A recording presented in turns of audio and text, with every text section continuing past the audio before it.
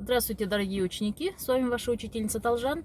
И на этом видео мы с вами будем рассматривать, как сказать такие выражения, как «моя книга», «твой карандаш», «его ручка» и так далее. Давайте начнем с первого лица. Первое лицо – это «моё». «Моя», «моё», «мои». В казахском языке все это переводится одним словом «менің».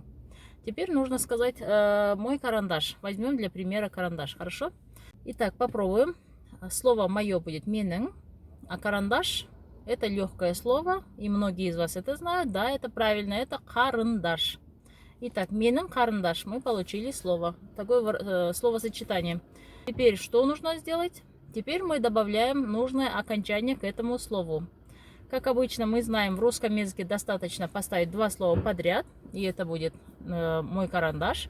А в казахском языке, кроме того, как мы поставим подряд эти два слова, нам нужно добавить в конце окончание. И это окончание какое?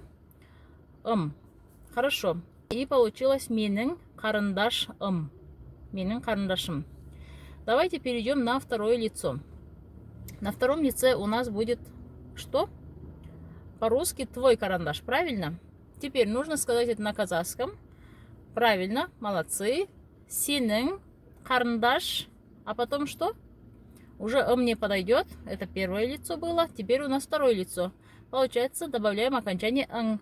И у нас получилось сенің карандашың. Молодцы, отлично. Давайте перейдем на вторую вежливую форму. Вторая вежливая форма по-русски это ваш карандаш. Правильно? Правильно. Теперь давайте посмотрим. Ваш карандаш по-казахски ваш. Сіздің, ребята, не забывайте. Сіздің.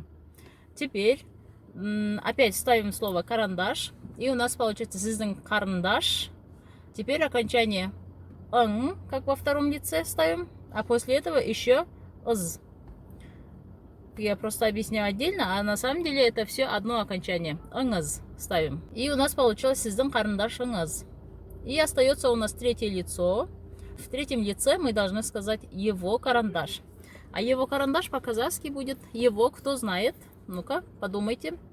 Его у нас оның. Не олар, ребята. Не ол, а оның. Хорошо?